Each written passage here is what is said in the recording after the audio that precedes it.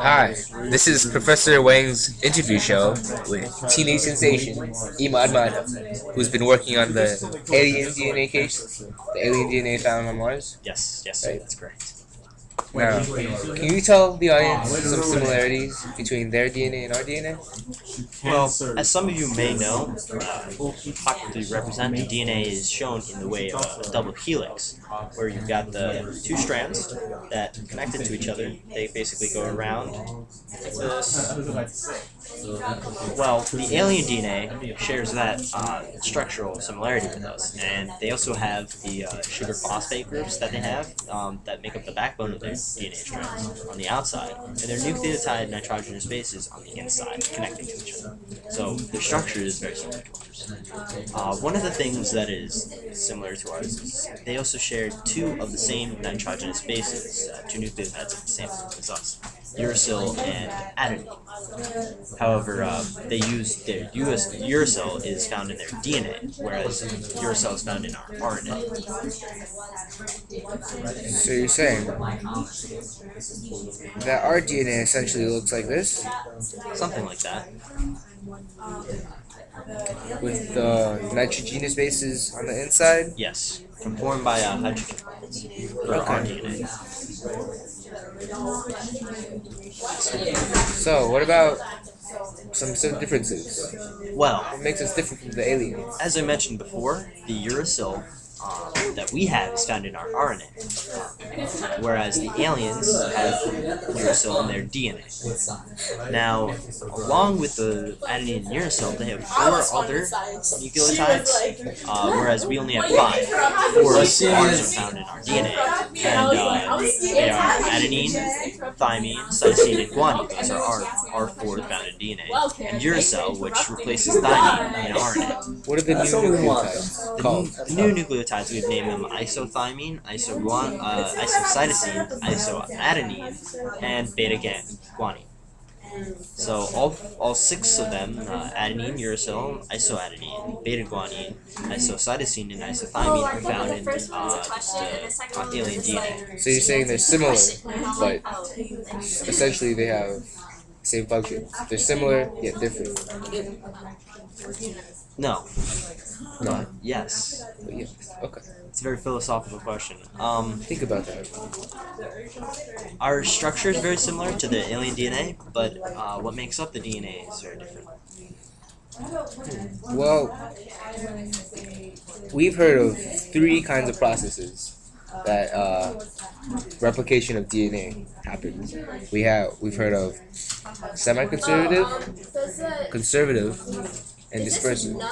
Now, our DNA is replicated using semi-conservative.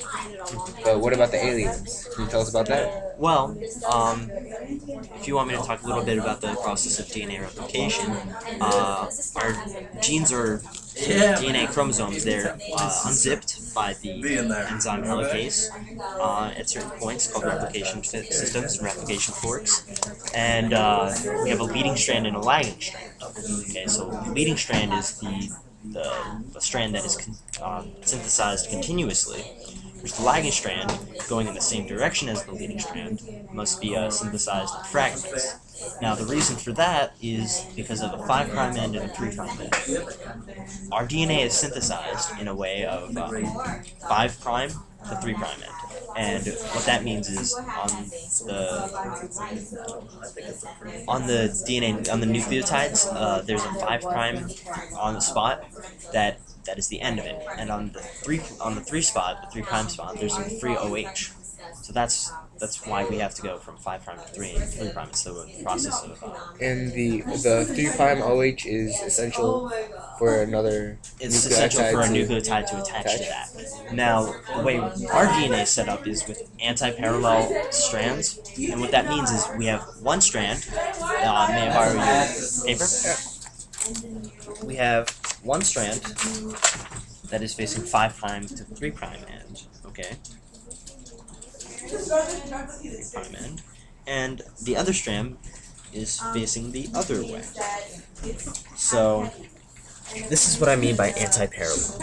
Okay, here we have a 5' end. I don't understand it shows up backwards, so I apologize. This is the 5' end. This is the 3' end. Okay, and these two strands are complementary. This is the 3' end on this side, which is facing it's going the opposite direction, and the 5' end is on the other side. So that's what I mean by anti-parallel.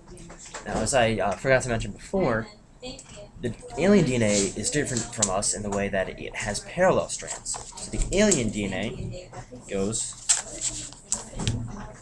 5'3" to 5'3". yes, in a way such as this. Now, how would that impact?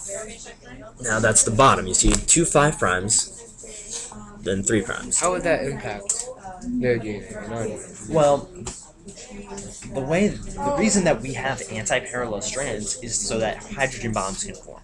The way the nucleotides on the inside, so that would be these things here that bind together, the little dashes, they form hydrogen bonds. And the reason that we have anti-parallel strands is that the 3' to 5' way makes it so that the nucleotides on the inside can form the hydrogen bonds. The atoms that are attached onto the nucleotides would repel each other if they were facing 5' to 3'. So that means the alien DNA is formed without hydrogen bonds.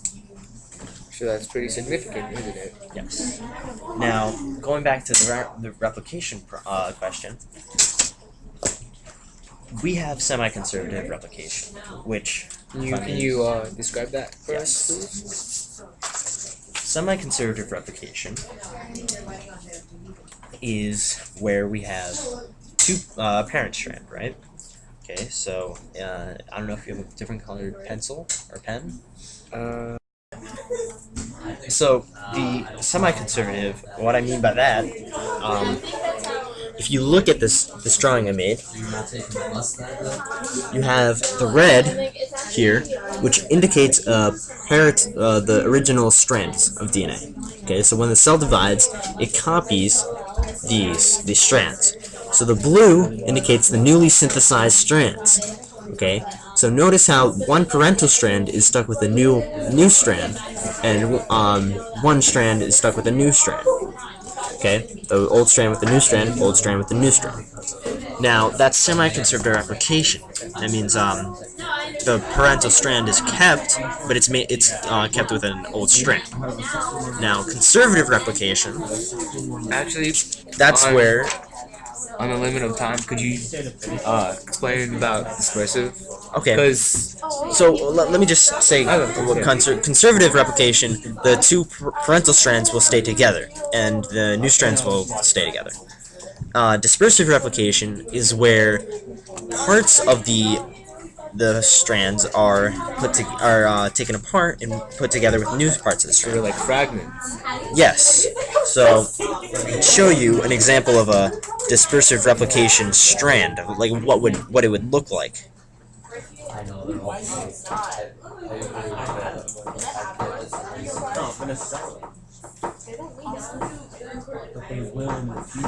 That is So- sucky looking. Yes, indeed. So you see this one strand here has two different colors, and the red in that strand was part of the parental strand, and the blue is part of the new strand. So that's what dispersive replication is. It's where parts of the strands are mixed together with new parts of the strands. Reminds you kind of like a gummy worm, right? In a way, they look like those gummy worms. So what we figured out from our research is that the alien DNA goes through dispersed replication.